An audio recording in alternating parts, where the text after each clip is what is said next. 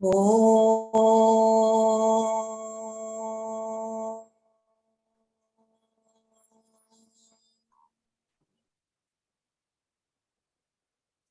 Om.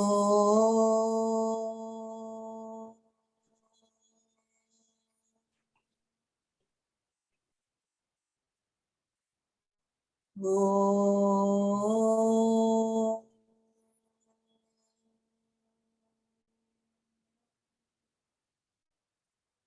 Om Sahana Bhavatu Sahana Bhunaktu Sah Viryam Karavavahe Tejasvinavadhitamastu Ma Vidvishavahe. Om Shanti Shanti Shanti. Guru Brahma Guru Vishnu Guru Devo Maheshwara Guru Sakshat Parabrahma Tasmai Shri Gurave Namaha Tasmai Shri Gurave Namaha. Om Shri Chinmaya Sadgurave Namaha. Om Shri Chinmaya Sadgurave Namaha. Om Shri Chinmaya Sadgurave Namaha.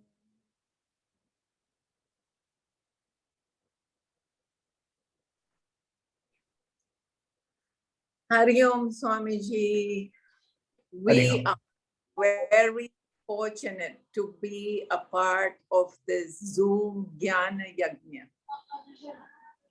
For the rest of us, today Swamiji, Swami Swatmananda has graced us with his presence to share the profound knowledge in his inimitable, easy manner.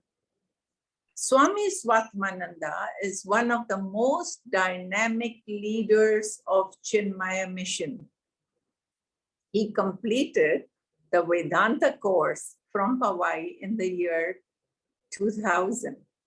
Ever since, he has been serving the mission. He, like other Swamis, doesn't only teach Vedanta from the podium. It is through camps, theater, meditation retreats, plays, tracks, and Tirth Yatra too. He puts so much effort in motivating the seekers. He works for Gurudev tirelessly with so much dedication and devotion. He is responsible for Chinmaya Pradeep. He conceptualized and executed the first outdoor Vedantic vision park based on the life, vision, and work of Puja Gurudev Swami Chinmayananda. To us who are spiritual seeker, he is dynamic and vibrant personality, his simplicity, his clarity, his foresight. To me, his prompt reply and his peaceful nature endears him to us. He explained the most difficult lesson in Vedanta with so much ease and right to the point. It makes the seeker feel it is really not difficult to implement the wisdom of our ancient seers and sages. Our humble pranam, Swamiji, again. Thank you for accommodating us by sparing your valuable time to enlighten us with your words of wisdom. Hari Om. Hari Om, Dinaji. Om Samasta Jana Kalyane Niratam Karunamayam Namami Chinmayam Devam Sadgurum Brahma Vidvaram. Hari Om to all of you present here. Thank you, Ninaji, for this wonderful opportunity to have this satsang. And our topic is very interesting. Intellectually knowing to consistently doing. So we will try and see as much interaction we can have. You can use the chat window to do the interaction. Let us begin with a question. The question is,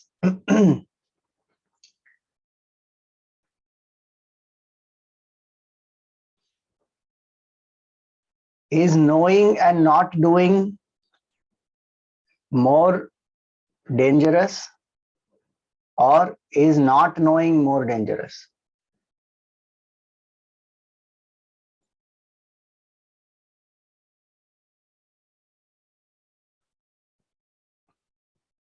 You can answer in the chat.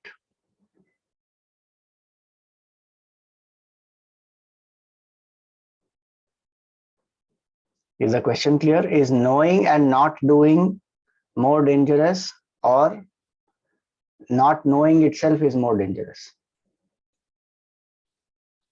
Okay.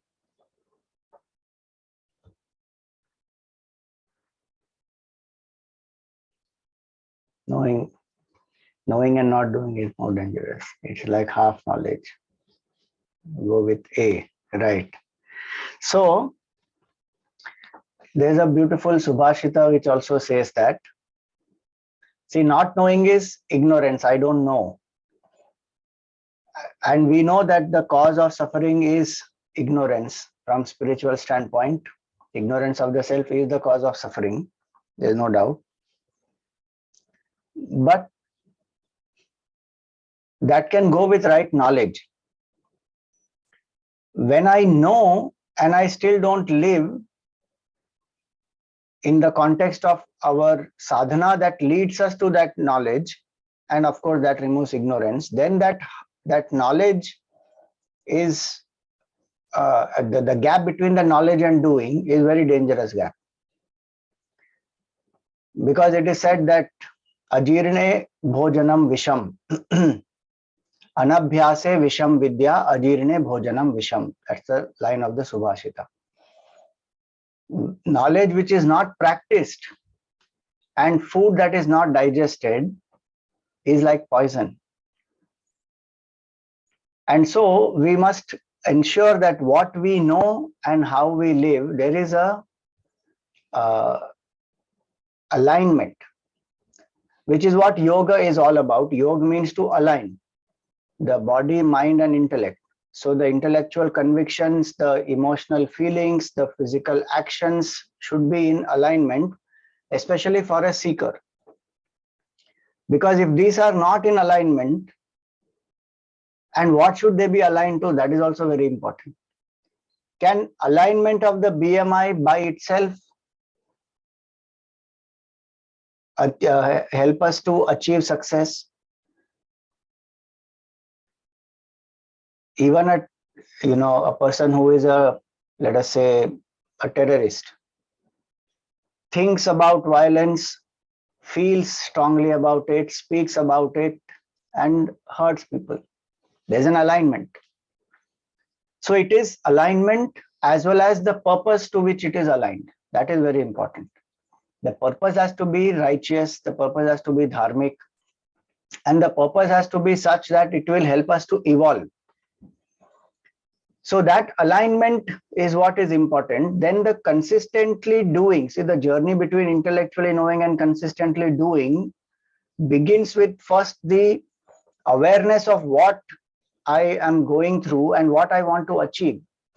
Simple example, if we say, I want to lose weight, let us say, because whatever reasons, I may have some health condition, or I may generally feel more lethargic, so I want to become more fit, or I want to improve my stamina, whatever it be. So I became aware that this is what I am going through and I need to come out of this. So for this, I must lose weight. Now I became aware. What I have to do next then? I need to gain the knowledge of how to lose weight, and I need to apply and ensure that I lose the weight. That alignment has to happen properly. If I only know that yes, I need to lose weight, but I don't feel for it or I don't act towards it, then that knowledge is either ineffectual, it will not produce any results, or it can be dangerous also. So what is important is to understand this fact that knowledge, when it is not applied, or knowledge when it is not used for aligning the entire personality, can be a burden and can be a danger also. Shankaracharya ji gives a very nice example. He says it is knowledge that has not been reflected upon, one has not internalized it and applied it, is like a donkey carrying the golden bricks. Now the donkey carries the golden bricks, but does the donkey know the value of those golden bricks? The donkey doesn't know anything about the value of the bricks. For the donkey, it is just weight. Same way that knowledge will burden us. And in fact, it is said that suffering of the learned is much more than the suffering of the ignorant. Why? Because I know now what is the cause of my sorrow. I have the knowledge of the means to even remove it, but still I am not doing enough consistently to remove the cause of suffering. So guilt, shame, low self-esteem, many of those aspects, they come about. And that's why Gurudev used to say, knowing is not doing. Doing is doing. It's a very simple quote of Gurudev, but very powerful one. Knowing is not doing. Doing is doing. In the realm of sadhana, this applies very, very clearly. That when I know that, okay, I should do japa, every day morning I should get up and do japa, it will help me to cultivate single pointedness. That knowing is not enough. Knowing is not doing. Doing is doing. I need to get up every day and do that japa. Now, what is it that makes me not do that japa consistently? Or I may do when I feel inspired, then I do. Some people, they say, Swamiji, till it doesn't come from inside, I don't feel like doing it. I feel it is artificial. I'm just forcing myself to do. So let it come from inside. The day the call comes from inside, the inner call comes, that day I will do. So sometimes one says that is impulsiveness of the mind also sometimes. So there are very many factors which create the gap between knowing and doing. And this gap, Gurudev also used to say, that is the gap between proficiency and efficiency. Proficiency everybody has, but efficiency very few people have. Why? Because efficiency is the expression of proficiency in action. And this applies for every level of our personality. Like at the physical level, I said about weight loss. At emotional level, everyone knows anger is not good for us, but still we get angry. Even again at physical level, we know that, let us say, smoking, alcohol, not good for the body, but we still have. Intellectually also, we know that we are only instruments, we are not the doer, but still the ego comes up, and the ego wants to assert its importance. It wants to gain its recognition and glory and At that time, it forgets that Bhagavan is the doer.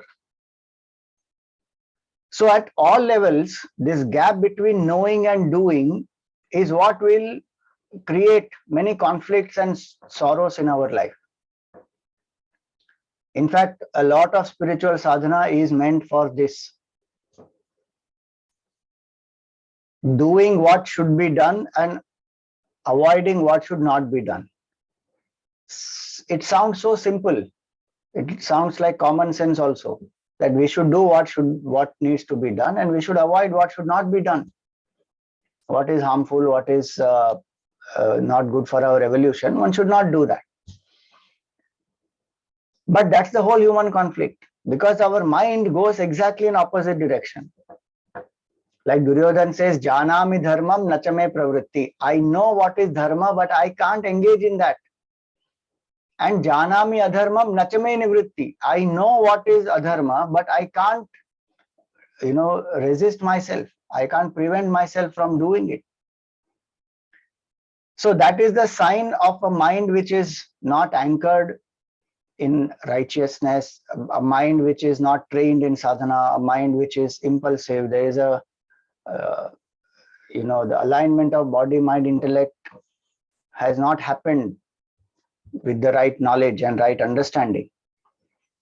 And so every seeker faces this. It is not that only Duryodhan has that challenge. All of us have that challenge. Even Arjun, in fact, if you see in the Gita, Arjun asks that question to the Lord. In the 3rd chapter, he asks that why does man commit sin? Even though one knows that this is wrong, why does one commit sin? What is that force that compels the person to commit sin? One doesn't want to. Anichchanapi varshneya baladiva niyojitaha.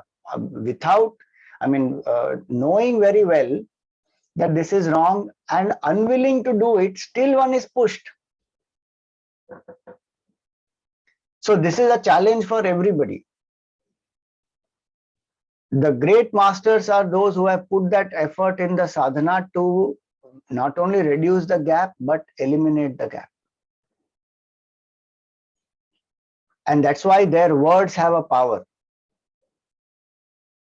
A famous example you must have heard, a mother took her son to a spiritual master and said, "Oh master, can you please tell him to avoid eating sweets, because he has this diabetes, his sugar level has gone up very much and he needs to control now. So can you please tell him, just avoid sweets, live a more healthy lifestyle." So the master said, "Come after 15 days.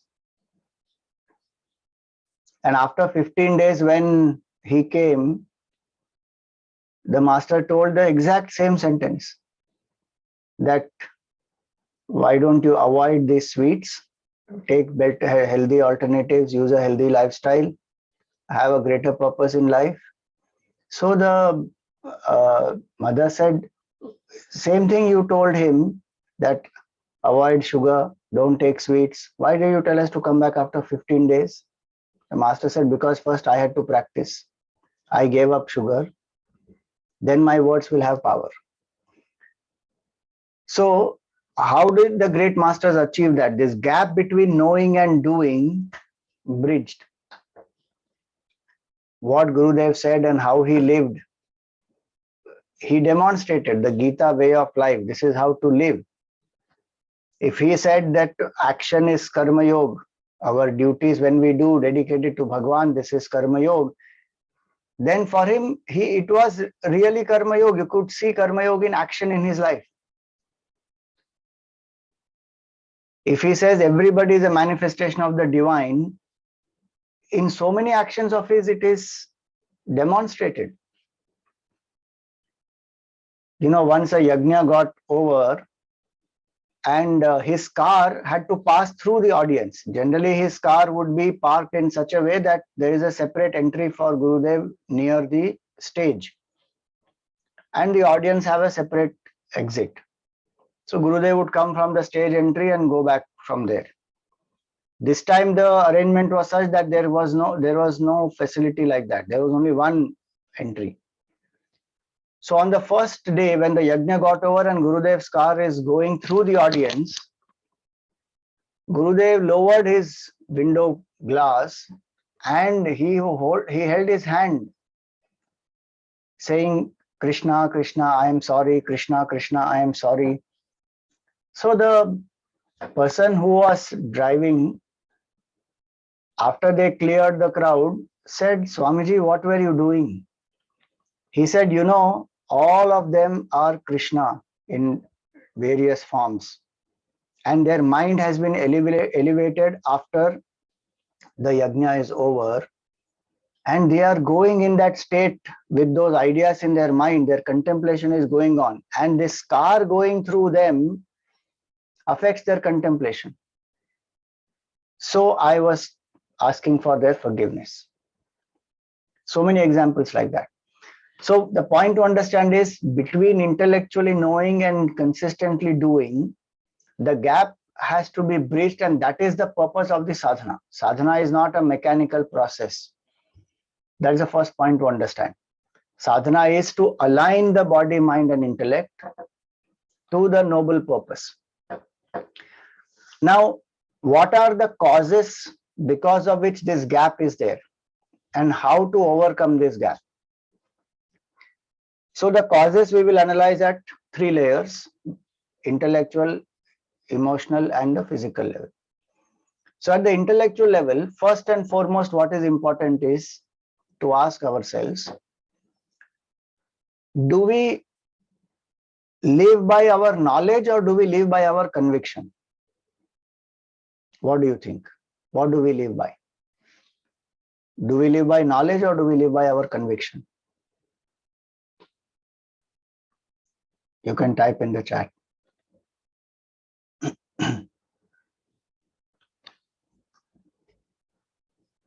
Conviction,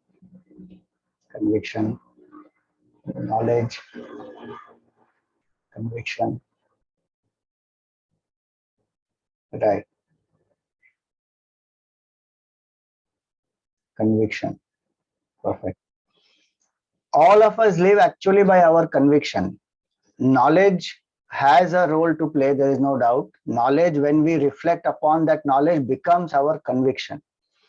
So the first step is that, like I gave the earlier example, everyone knows that smoking is injurious to health, smoking kills. But that knowledge has not transformed into my conviction. My conviction still is smoking is enjoyable or smoking is cool and I look very, great when I smoke. Or is the, people think that, okay, smoking gives a certain class. So many notions are there. Drinking is normal, or we should try everything in life. Lots of notions. So knowledge may be something, but my conviction is something else. So we all live by our convictions. And first and foremost, for the sadhak, it is important to transform that knowledge into conviction through proper reflection. If knowledge does not transform into conviction, then it will not apply into action, because I will live only by my conviction. Though we may say that, anger is not good for us, but we will still keep getting angry, because somewhere down the line, intellectually, we may feel that without anger, we can't get things done. So I have to get angry. So one continues to be angry, or one sees anger as a sign of power. And when one is angry, there is a certain domination, certain power, certain aggression, and people get, scared of that, and then they will do certain things. So our knowledge may be something, but our conviction is something else. So in the intellectual level itself, there is a split first. Between knowing and doing, the split comes much later. In the intellectual level itself, between knowing and conviction, there is a split. From Vedanta standpoint, we know we are Brahman, but we are convinced that I am this body, I am the jiva. In satsang, I am Brahman, Swamiji. Outside satsang, I am body. So the intellectual level itself, there is a gap between knowing and conviction. First, I have to ensure that I change that. I transform my knowledge into my convictions, and which means I should be ready to let go of the earlier knowledge or the wrong notions or whatever are my justifications, for which I must feel the need of this transformation, this conviction transfer, this knowledge applying into my action. I must feel that I want this, whether it is giving up anger, whether it is giving up body identification, whether it is, giving up a habit of, let us say, keeping up till late in the night or smoking, whatever it may be. I must feel the willingness to let go of that and transform to a better way of life has to be there at the basis of this, as the foundation of this, because that is the motivation. Then knowledge will also transform into conviction. Otherwise, why will knowledge transform into conviction when I don't have willingness to change that? My life is going on. Smoking may kill at some point in time, but so what? I am ready to face it at that time. Right now, I'm enjoying. So that feeling is not there that I need to get out of this. Consistency comes because of this conviction and because of this feeling that I want to get out of this, which in the Vedanta we say as mumukshutvam, the burning desire for liberation. Is it there or not? How burning is that? And that depends on my vivek. The first qualification is vivek, discrimination between real and the unreal. So if discrimination between real and the unreal is done properly, nityam vastu ekam brahma tadanyat sarvam anityam. There is only one Brahman. Everything else is ephemeral. If I have seen enough in the world, then I am not chasing the world. I want to realize who am I. That vivek, when it is done, it will lead to vairagya, dispassion, where the absence of craving will be there. It's not that one runs away from the world. Vairagya is not running away from the world. It is absence of craving for the sense pleasures here and hereafter. One may enjoy, but one doesn't crave for it. Like we enjoy playing with toys with a child. We don't crave for it, nor do we condemn it. So we live in the world, we enjoy certain things, but there is no craving for it. Why? Because that vivek has led to vairagya. Vairagya will lead to the sixfold wealth, shatka sampatti, and that will lead to the mumukshutvam. These are qualifications. Each one leads to the other. And if you see these qualifications, this is a process where this intellectual conviction happens, where from knowledge it will transform to conviction through proper reflection. The more and more and more vivek I do, what is real, what is unreal, one will get that vairagya. What is the difference between Prince Siddharth seeing an old man, a dead man, a sick man, and all of us seeing that? We also see sickness in daily life, we also see old age, we also see the sorrows associated with them, and we also see death. What transformed in Siddharth? When he saw these things, it hit him that this, I will also go through this, because his charioteer Channa told him that, because he has not seen this before. He was protected so much in his fort, in his kingdom. The father has not allowed him to see any suffering. And first time when he goes out and he sees, he doesn't know what is this. He says, what has happened to this person? And this charioteer says, this is this is a sick person. And you will also become sick. Here is an old person who is a hunchback and who can't even walk properly. You will also become old. And here is a dead person. They are going to burn his body. You will also die one day. Your body also will be burnt. These three examples we know, but the fourth example we don't know actually. Fourth person he met was a sannyasi. And that sannyasi had shaved his head. So he said, what has happened to him? Why does he not have hair? So he said, he's a sannyasi. So he went, he did the satsang with the sannyasi, and the sannyasi told him, desire is the root cause of all evil. Think about it.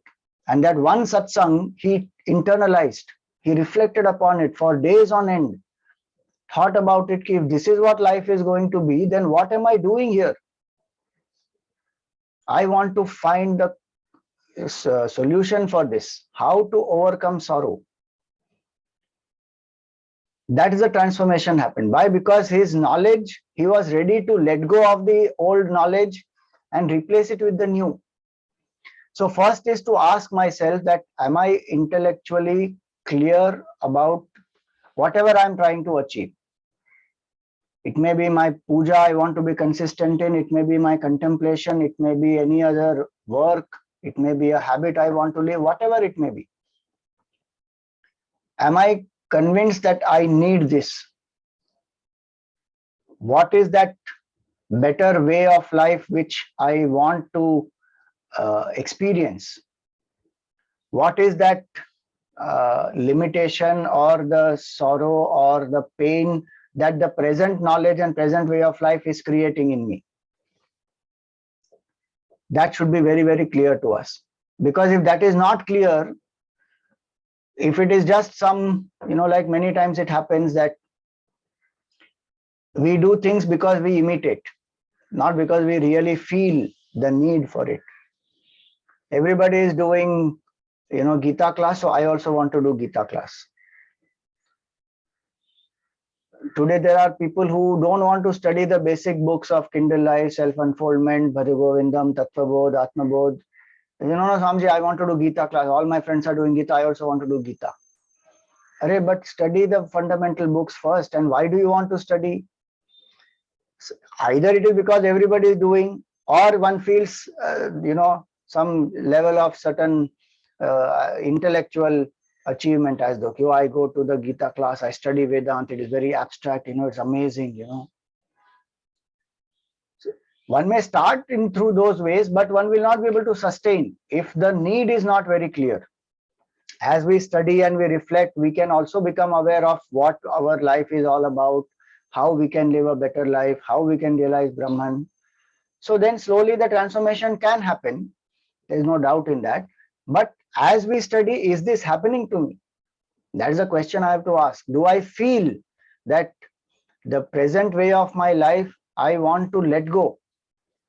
And I want to ensure that I live a better way of life. And highest is to realize Brahman, gaining which nothing more remains to be gained, and that is the speciality of human birth. Do I feel that? Do I feel the glory of this human birth? That clarity, when it is there, that yes, this is the objective for which I have taken this form, I will improve in my sadhana, I will evolve in and through all my relationships, my work, my duties, my socializing. The sole objective is I have come here to evolve, to become a better person. And this is my goal, and to realize my divine nature. That is my goal.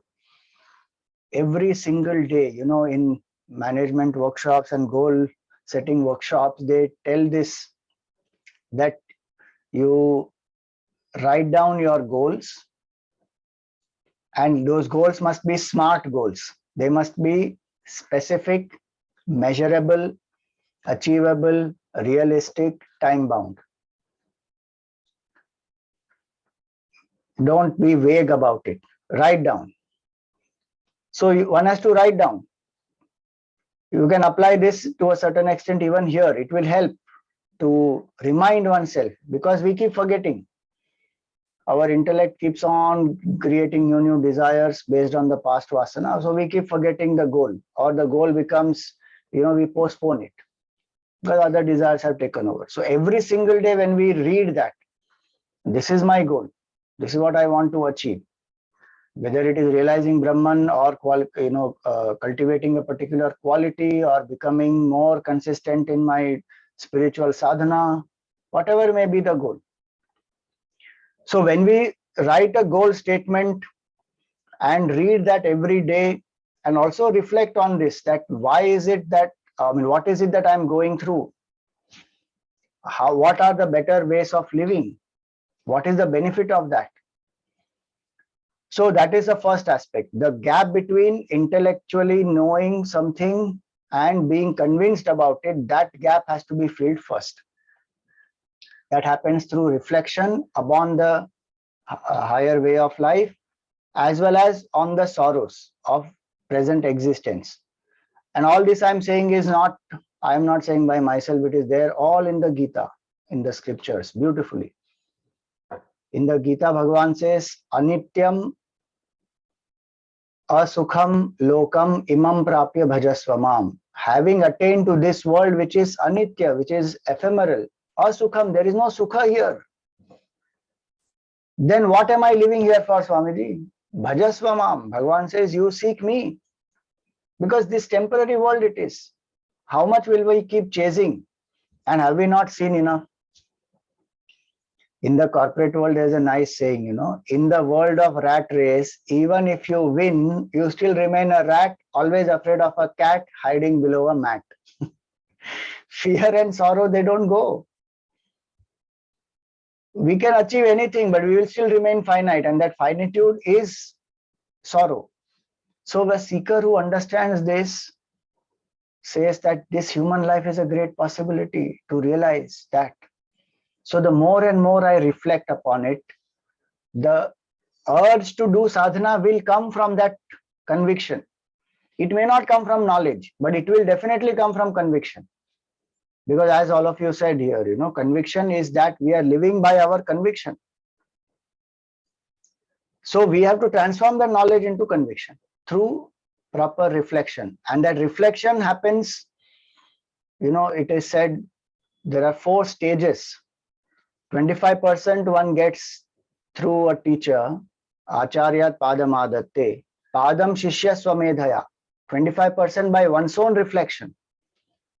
Padam Sa Brahmacharibhya, another 25% through reflection with the co-seekers.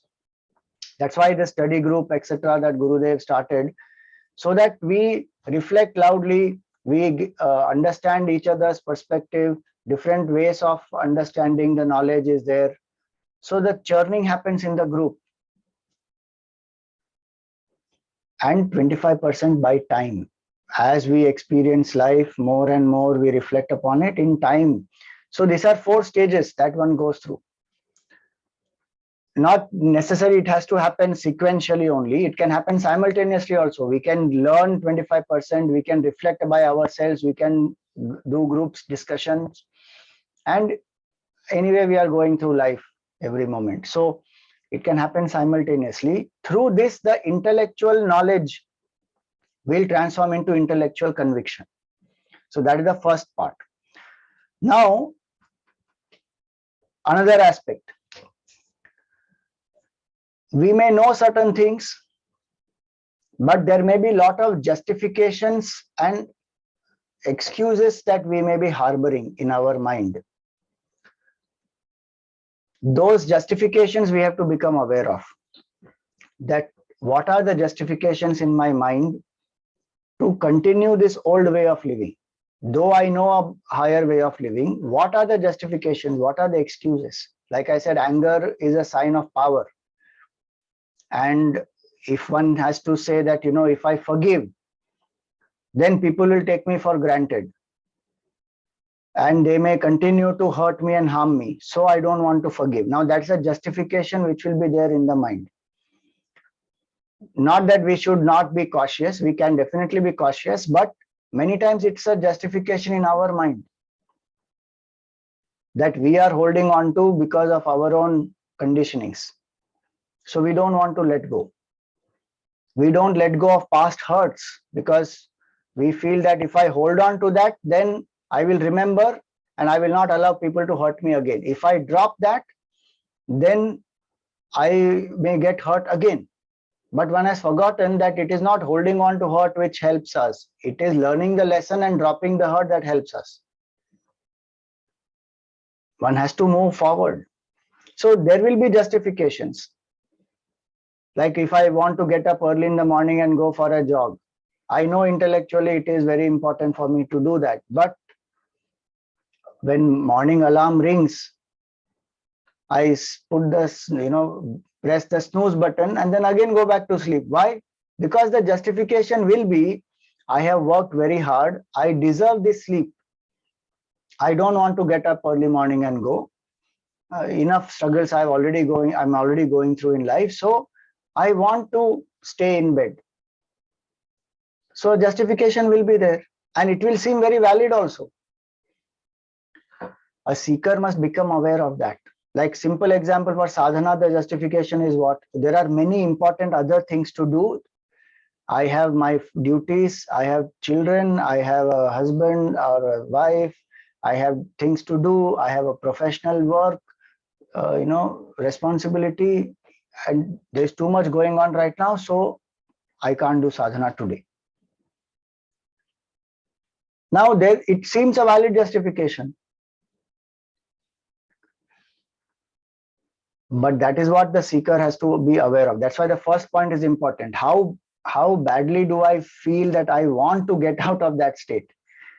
If the more strongly I feel that, the more this capability to overcome all these justifications will come. But if that feeling is not there, that clarity is not there, then some or the other excuses I can give or so-called valid justifications also I can give, and I will not be consistent. Consistency comes when I am able to drop any false excuses and just do it. Because I know that the feeling is that I must live a better way of life. So early morning when the body says or the mind says that, you deserve sleep, you have struggled a lot, it's okay, tomorrow you can do the exercise, or later in the day, today you can do exercise. At that time, if I really feel the necessity that I have to be healthy, I need to go for a jog, then I will put aside that justification and I will jump out of the bed. Gurudev used to say, jump out of the bed like a ping pong ball. If you sit on the bed and stretch and all that, and then again the mind justifies something, again one goes back to sleep. So just pull over the rug and jump out of the bed like a ping pong ball, straight. And just imagine his life. 42 years he struggled, 4 to 5 hours of sleep maximum, almost 19 hours he was working. What a life he led. Lethargy is not there in his life. Tamogun is not there in his life.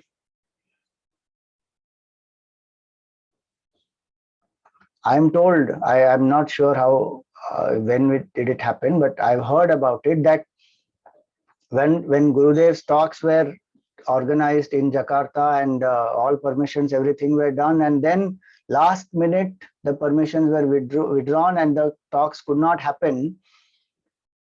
Gurudev said, this is my first holiday in 40 years. And even there he went to Bali, it seems. Just think about that, to see that, the growth of Hindu culture there and the beautiful way it is spreading there. So he went there. Just imagine how he lived. Because he is convinced that this knowledge must go to the masses, the revival of Sanatana Dharma has to happen. 42 years he dedicated his life for that tirelessly, because the feeling is so clear. That brings that consistency. No justifications. He didn't say that, chalo, 3 days I will just relax in Jakarta because I've had a hectic lifestyle. No. Well, I'll tell it to give you your. So, what are the justifications that we are harboring? We have to face those justifications and learn to drop them. So that is intellectually becoming clear, having the conviction, identifying our justifications, And third is prioritizing. Intellectually also we need to prioritize what is important, what is the top priority. Sadhana many times is in the bottommost, it is the lowermost in the whole list of priority. So suppose one wakes up late, the first thing that goes out of the schedule is what? Sadhana. No time to meditate today, Swamiji, lots has to be done. I got up very late, it's very difficult. Even if I sit to meditate, my mind is going to wander, so might as well not meditate.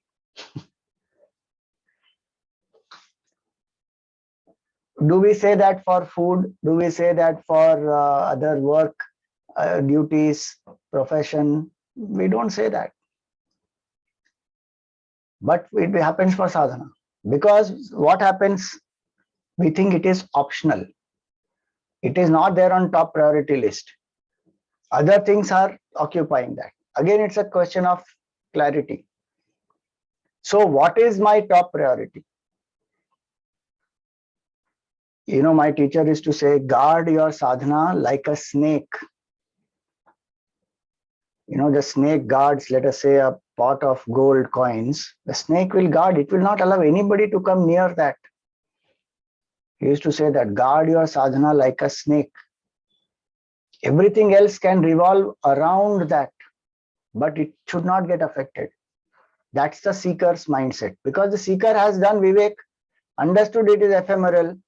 Then if I'm still not doing sadhana, that means somewhere I'm giving more importance to the world which appears more real to me. That means my conviction has not happened clearly. So I am still running behind the world and giving up the sadhana or postponing it. That's what the mind does. It keeps on postponing. Why? Because the prioritization is not clear in my head. Everything else takes precedence over this. One sign of spiritual progress is that in life, the spiritual sadhana will get the top priority. No compromise in that. You see, many people have that kind of commitment for the physical training. So they go to the gym. There is no compromise for going to the gym there. They will go consistently. Why? Because for them, fitness is most valuable. They will find some time somehow. If they can't do it at a proper gym, then in the workplace, nowadays they have a lot of this facility, so they will go there and do. Why? Because they know this body has to be kept fit. Now it is there clearly. So they have prioritized it. They will find time for it. This is what has to be done by a seeker. We have to find time to do the sadhana. If we say there is no time, same 24 hours are available to all of us. Why some people are able to do and some people are not able to do? It's a question of prioritizing. And prioritizing is based on my convictions. Lot of times what happens, like Stephen Covey says, first things first. That's a prioritization. Otherwise, we keep doing so many small things. What is urgent and important, we run behind that. Stephen Covey says the people who are successful are those who will do things which are important but not urgent. Exercise is important but not urgent. Sadhana is important but not urgent from his standpoint. But from a spiritual seeker standpoint, sadhana is most important and urgent because human life doesn't come easily. And even in that human life, how many years can I be healthy? Think about that. When I can't hear properly, when I can't see properly, as I grow in the old age, physical challenges, I can't even sit properly. At that time, if I think I will start doing sadhana, that is a delusion. So what are the things I have prioritized? So just like we make the goal statement, we should also make the list of priorities, that what are my top 3 priorities in life? Top 3. And how much time am I devoting for that? Intellectually, I am aware of certain things that I want to achieve, but practically what am I doing? So top 3 priorities of my life are what? And top 3 activities which consume my time are what? If we match these, then we will understand. that, oh, this is where the gap is. I'm valuing something intellectually, informatively, but it is not translating my life because I have not given that. Prioritization also means devoting the time for that. I'm not giving time to that. And I'm not doing it consistently. I'm doing it now and then. So prioritization is important. So these are at the level of the buddhi. Now we come to the feeling level. There is a conditioning in us, which is the pleasure and pain conditioning. That pleasure and pain conditioning is what drives us to do certain things and avoid certain things. Like the example we gave earlier of getting up early in the morning and going for a jog. Now the conditioning there is sleeping is equal to pleasure, jogging is equal to pain.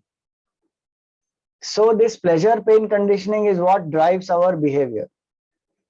I may know certain things, that jogging is important, but my feeling of pleasure comes from sleeping more than jogging. So I have to do the reverse. I have to see the pain of the pleasure and I have to see the pleasure of the pain. This is in the scripture, this is called Pratipaksha Bhavana. In Bhajagovindam, etc., this is what we do. Pratipaksha Bhavana. To see the pain of the pleasure. When the Bhajagovindam says that, artham anartham bhavaya nityam, this wealth, understand the calamitous nature of wealth, or the body itself. Etan mamsavasadi vikaram, this is just a bundle of flesh. Manasi vichintaya varam varam, again and again think about it. So this pleasure and pain conditioning has to be changed. What I have given exaggerated value to, or from where I'm deriving pleasure, the mind will run behind that only. So I may know smoking is not good, but I will still derive pleasure out of it, so I keep smoking. I have to see the harmful effects of that smoking. What will it do to me? How it affects my family? And what is a benefit of the better way of life? If I do this, again, it's a process of thinking, but it will change my feeling. The feeling of pleasure. And that's why substitutions, when we do and we start enjoying that process, then it becomes very easy to do the sadhana consistently because I'm feeling for it. I'm enjoying and I'm deriving pleasure out of it. Like if early morning I push myself for 10 days and I do the jogging. Now I see the difference of 10 days, the fitness levels in these 10 days, and I feel so good about it. 11th day, I don't have to push myself. Why? Because I know the benefit, I'm experiencing it, and I'm able to enjoy it. I'm doing it. Sadhana has to become enjoyable. And the justification that we have for enjoying certain other things, there I have to see the pain of it. And that's why in the Gita, Bhagavan gives that. He says, dosha buddhi and dukkha buddhi. If we see the pain, dosha, the limitation, and dukkha, the pain, what is the limitation and the pain of this particular way of life that I'm going through? If I see that very clearly, and what is the joy of the higher way of living? If I'm eating a lot of junk food or non-vegetarian, what is it doing to my body? And what will the healthy alternatives do? Then I will be able to understand very clearly, and I may see the results around, people who have transformed. So many people take up to vegetarianism or they become vegan, whatever it is. And I see how their life is. Then I'm willing to try. And I start seeing the benefits over a period of time, then I will leave that old habits. So I should start enjoying, and I should ensure that the pleasure pain conditioning is reversed. So whatever I'm trying to do consistently, am I enjoying that or not is the question I have to ask. And what is that distraction that is not allowing me to do this consistently? What is the pain of that distraction that I have to think? The more I reflect on this, the more the pleasure and pain conditioning changes, automatically the consistency in sadhana will happen. Or whatever I'm trying to achieve, consistency in that will happen. Because our mind is programmed to go naturally to those places, to those things where it derives pleasure, it feels joy. That's why even when, children, we have to teach the children, a lot of the transformations that are happening in the field of education are to make the whole process enjoyable. Then automatically one will learn. If the process is difficult, boring, then one has to struggle a lot. So in sadhana, I have to take up such a sadhana where I feel the joy. What happens many times is we don't choose a sadhana where it is meant for me at my level to connect. I choose something very abstract. Let us say one says, I will meditate on the formless, or I will practice only Sakshi Bhav. But the feeling part is not associated there. If one is not ready, not that we can't do that. Those who are ready for it, definitely it helps, no doubt in that. But sometimes we are not ready for that. And we have left the simpler sadhanas like japa and building a bond with the Lord. Then few days I will do Sakshi Bhav sadhana, but after that I don't see much results. And I don't want to do japa, etc., because I think it is primitive and form worship, etc., should not be done. Now I am stuck. So I will be in a limbo. And then I will not do consistently the sadhana. Then I will say maybe this path of Vedanta is not working. Maybe I should try something else. I should try some breathing techniques. I should try some yoga. I should try this, try that. The issue is not with any of the techniques. The issue is, what did I choose? Did that did that give me the joy? If sadhana is enjoyable, and every single sadhana will give joy because it helps to turn the mind within. We can write off some as very simple or ordinary, or some as very great. That is our conditioning. There's nothing like that. So many great masters have achieved. Ramakrishna Paramahamsa achieved realization of the Divine Mother just through puja. We think puja is a mechanical process. Puja is not mechanical. It's up to us how we bring the bhav into that. Japa, Samarth Ramdas, Gurudev, so many great masters, they have realized through japa also. Through contemplation. Tapon Maharaj used to sit in his tapon, in his kutya in Uttarkashi and watch the Gangaji flow, and he is abiding in the self. Sakshi Bhav sadhana also is practiced for such a long time. Any sadhana one can take up. Mirabai used to sing bhajans and she realized the truth. What brings joy to me? Which sadhana brings joy to me? What is important is the connection that I build with the Lord. That will help me to realize, and that will bring consistency. Mind will look forward to that. This is the answer that Bhagwan gave to Arjun in the 12th chapter when Arjun asked who is a greater devotee, a worshipper of the form or the formless. Bhagwan didn't say form or formless. He said that in which your mind is absorbed fully, Maya Vesha Mano Yema, Nitya Yukta, continuously you are striving to unite with me, Shraddhaya Paraya Upetaha, and with supreme faith you strive that this sadhana will lead me to realization. Choose that. Those are the best devotees. If the formless inspires that my mind is just lost in the contemplation of the pointers of the self, and I look forward every day to do that, and I do it with supreme faith that this will lead me to that state, then do that contemplation. If mantra japa helps, do that. If puja helps, do that. But it has to bring that feeling of joy. So if I enjoy it, then I will do it consistently.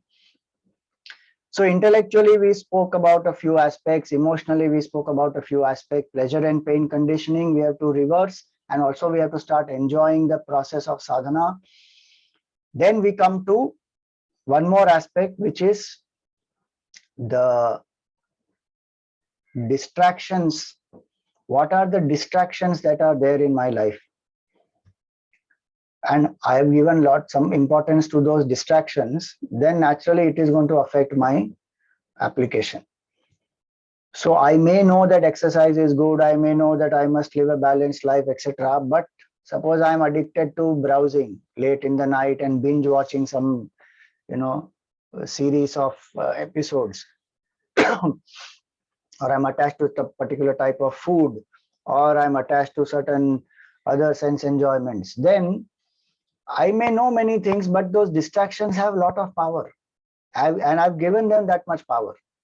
So self-control at the physical level now, self-control plays a very big role. If I do not have my senses in control, my knowledge cannot get into application. And that's why in our culture, the need for sense management is very, very important. It is not about suppression, it is about sublimation. It is about understanding the higher way of life and letting go of the lower in a natural way. So the senses, we don't have to say that suppress, don't suppress, always express. Always express will lead us to, not a state which is very healthy. Continuously go on expressing whatever the senses feel like, it will lead to downfall only. We can enjoy the world, but we need not be victims of it. Like Gurudev says, in the self-unfoldment, eat the food, let not the food eat you. Drink the drink, let not the drink drink you. Meaning enjoy as a master, not as a victim. For that, sense management is important. So I should identify which are my senses which distract me. What am I attached to?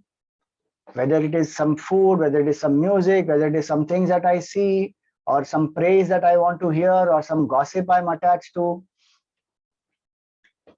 Because at sense level, if I'm not having control, I may know many things. It will never come into application. So the gap will be bridged when I have sense control proper. So at the physical level, that is one aspect that I have to do, cultivate sense control.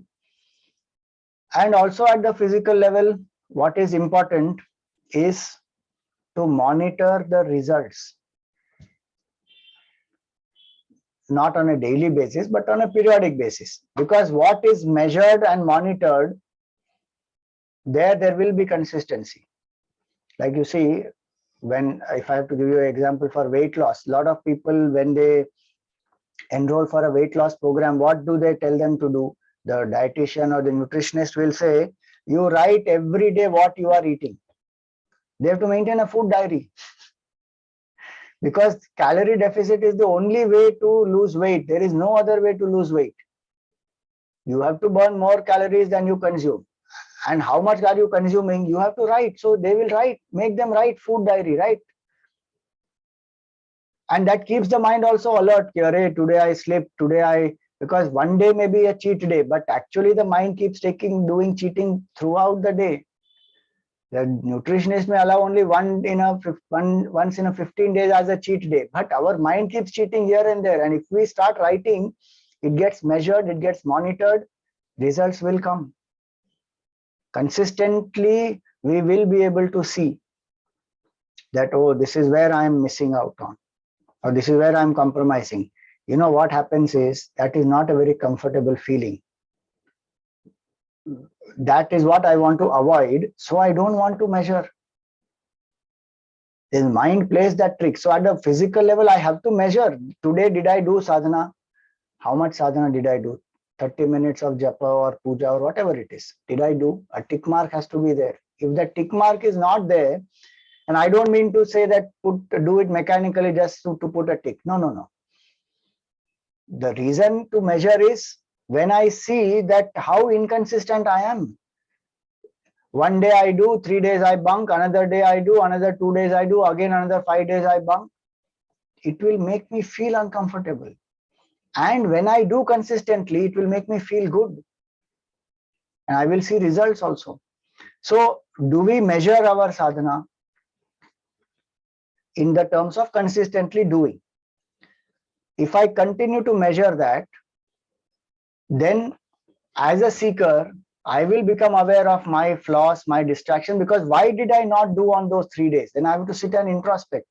And that is there in our culture. Our culture says, if you don't do your daily sadhana today, the next day you have to do prayaschitta for that. So suppose I'm supposed to do one mala today and I miss that one mala, then tomorrow I have to do one mala of tomorrow plus one mala of today plus one extra mala of prayaschitta for having skipped yesterday. 3 malas I have to do tomorrow. What will happen with that? The prayaschitta, when I do, I am ensuring that the mind does not entertain that tendency of procrastination. Because I am doing that sadhana of extra one mala, which is my prayaschitta. So prayaschitta helps in that. So if I don't do certain sadhanas, then I have to ensure that I do prayaschitta, and prayaschitta can be anything. One of the things that is very important in prayaschitta is deny to the mind that distraction because of which one did not do that sadhana. 1. Or 2, deny to the mind what it loves the most. So suppose one says that, today I did not do my sadhana, then you cannot touch your phone, full stop. No phone. If no sadhana, no phone. Now deal with the consequences. Mind will come on track straight away, saying, "Arey, this fellow is too much now. The phone is not there, then it becomes very difficult to communicate with others, and then everybody starts panicking, and the next day I have to handle too many effects of it. So no. I might as well do the sadhana." Earlier it used to be said that in winter season, because there is a lot of lethargy and all that, one is not wanting to get up and do sadhana, then take cold water bath. Now the body will get terrorized. Arey, cold water in winter? No. I will do sadhana. So those are methods given in our scriptures to say that the body has to be disciplined, the mind has to be disciplined, and if it is not doing, then it has to be given a certain prayaschitta karma that it has to do. Atonement has to be done so that one does not repeat. So these are different ways at each level: intellectual level to transform knowledge into conviction, emotional level to become aware of the feeling and intensify the feeling, enjoy the process, at the physical level to control our senses properly and to monitor our results. So these are different ways by which one can bridge the gap between knowing and doing. The last point is what Bhagavan answered in the Gita to Arjun. When Arjun asked the question, what is it that makes the man do sin, though one knows it is wrong and unwillingly one is as though pushed to do it? There Bhagavan said, Kama esha krodha esha rajoguna samudbhavaha. It is desire and anger which is born out of rajoguna, attachment. So it is our attachments that prevent us from doing our duty, and it is our attachment that makes us do what is not our duty. The whole Mahabharata war itself is an example of that. Dhritarashtra did not do his duty, though he knows it. And people like Vidur, Bhishma, Drona, even Krishna Bhagavan, everybody is counseling him, but he still doesn't do. Why? Not that he doesn't know. He knows everything, but he is so attached to his son, he doesn't want to do. So attachment, desire born of attachment will not allow us to do. So which are the things that I am holding on to? I am strongly attached to those. Those attachments I have to give up. Not the duties, not loving people, but the attachments that I have to give up. Because those attachments only make me a victim. And then I don't do what I'm supposed to do, and then I do what I'm not supposed to do. The entire Mahabharata war he could have avoided if he had known how to put aside that attachment and do his duty. All his 100 children would have been alive. He became the cause of his own children's death. That's what attachment does. It distracts us from duties. It harms the beloved. It makes us weak. It makes us completely helpless and dependent. and brings the sorrow, brings fear, brings anger. Attachment has its own attachments. They all come. Even a computer goes through difficulties because of attachment. Virus comes in a computer because of attachment only. So what am I attached to? That I should identify and then drop. So these are different ways, and may God's grace, Gurudev's blessings be with us, that we are able to transform our knowledge into convictions and then into application. So that's where I will stop, and anything you want to ask, share, you are welcome.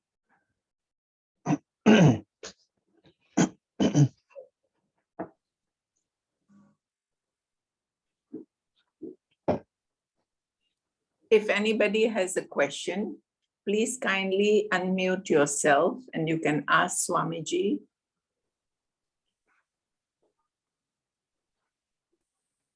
Swamiji, Hari Om. Hari Om. Thank you for the amazing, lovely explanation. Swamiji, is it okay I do my japa just before sleeping at bedtime rather than starting at noon upon waking up? It is okay, no problem.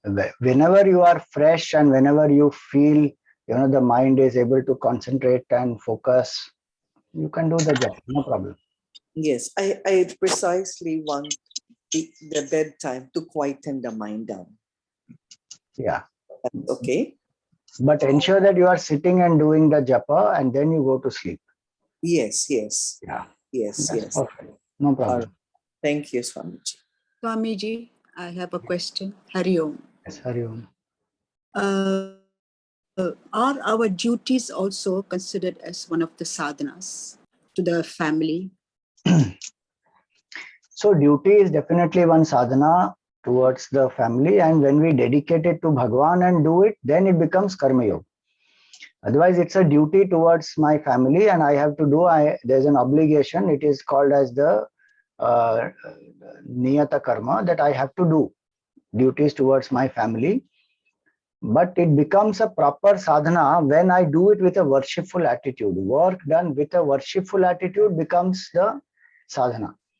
With dedication. With dedication to the Lord, saying, I am here to serve my family. Bhagwan put me here and I am serving the Lord through this role of a family member. With that bhavana inside, when I serve, then that is what makes it a proper karma yoga sadhana. Because otherwise it's only kartavya karma. I have to do my duty towards my family, it is kartavya karma. But if I do it with the sense of dedication, then it becomes a karma yoga sadhana. Because sadhana, the job of sadhana is to connect the jiva with Ishvara. Whichever sadhana is helping me to connect with the Supreme Lord, then that is called sadhana. Thank you, Swamiji. Right.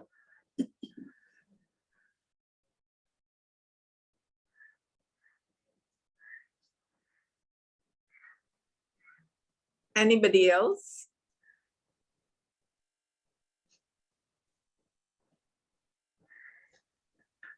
Okay, so I just have to conclude with one formula.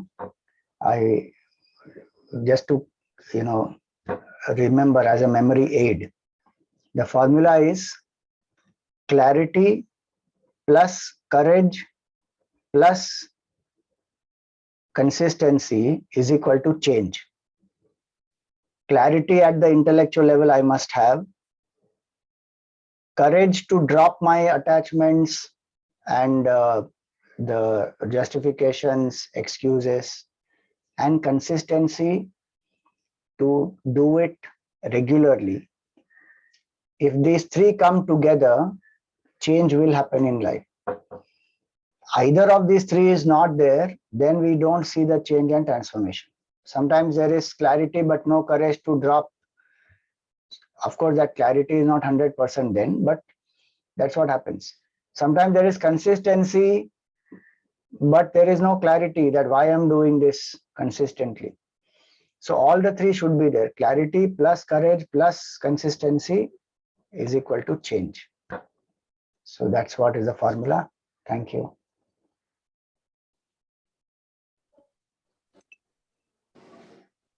Hello, Swamiji. There's just one question more, please. I'm sorry. Yes. How does one overcome procrastination? See, there are two things that help us in this. One aspect is that there has to be, there is some either discomfort or unpleasantness or something that I don't want to face, which I'm running away from. That's why I'm procrastinating. So what is that? Am I doing something that I don't like, because of which I'm procrastinating? Or I'm procrastinating because the feeling, so suppose we say that I don't want to do sadhana because I feel that, sadhana will bring up more, impurities of the mind. I have to face them. I don't want to face them. Or I feel that, sadhana will make me disinterested in life, so I don't want to do. So I postpone. So there is one aspect is that there is something which is uncomfortable, which I don't want to face, so I keep procrastinating. And second is, I must have an inspiring, it must inspire me, then I will not procrastinate. So what I'm doing or what I want to do, which I'm postponing or procrastinating, can I find the inspiration that why I want to do that? What is the joy I will derive out of it? What is the benefit I will derive out of it? What is the need for doing that? The more I think about that, the more I will be able to push myself to do it.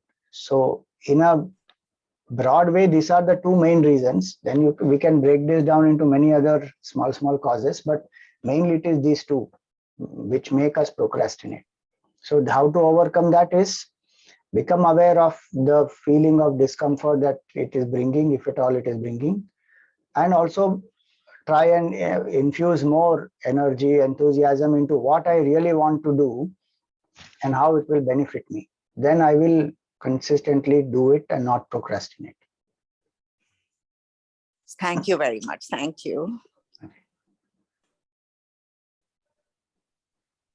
Schedule of my other talks. Sorry, just there is one chat message. Swamiji, I love this lesson talk today. Humble request, if I could request schedule of your other talks. So you can follow me on my social media handle, that is Chinmay Shivam. There is a YouTube channel, there is an Instagram account, there is Facebook, and all my talk updates and other things, they come up on that. So you will be able to know. Chinmay Shivam is the handle name. Okay. Swamiji, I would like to call on our head. I told her she's the head, but she says no. So I have changed that statement by saying, I would like to call on our mother from the Chinmaya family, Jakarta, to say a word of thanks to Swamiji. Please unmute yourself and you can on your video. Thank you.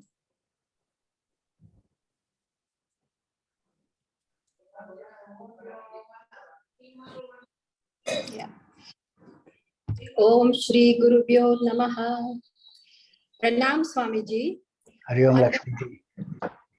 On behalf of Chinmaya Family Jakarta, I would like to extend our sincere gratitude to you, Pujya Swamiji. Pujya Swamiji has very kindly taken time from his busy schedule to do this amazing online yajna for us all in Jakarta. Thank you from the heart, Swamiji. Thank you, Lakshmiji. We all know, yeah, we all know intellectually this great grand vision of the Vedantic truth. But I feel now is the time we should empower ourselves with Swamiji's given methodology to imbibe, apply, live it, and make this knowledge our very own conviction. special thanks also goes to Nina Hathiramani for making this program possible. We love you. And to all our dearest viewers, your contribution is maximum. Thank you for being present here today. Hari Om. And in Indonesian, we say, Terima kasih, Swamiji. Terima kasih. Swamiji, can you end the prayer? Haan Our closing prayer, please. हाँ जी हाँ जी ओम सर्वे भवन्तु सुखिनः सर्वे सन्तु निरामयाः सर्वे भद्राणि पश्यन्तु मा कश्चित् दुःखभाग् भवेत् ओम असतो मा सद्गमय तमसो मा ज्योतिर्गमय मृत्योर्मा अमृतं गमय ओम पूर्णमदः पूर्णमिदं पूर्णात् पूर्णमुदच्यते पूर्णस्य पूर्णमादाय पूर्णमेवावशिष्यते ओम शांति शांति शांति हरि ओम श्री गुरुभ्यो नमः Hari Om thank you Lakshmi ji thank you Nina ji and thank you everyone Thank you. Thank you, Thank you. Swamiji. Thank you and Hari Om. Guruji, thank you.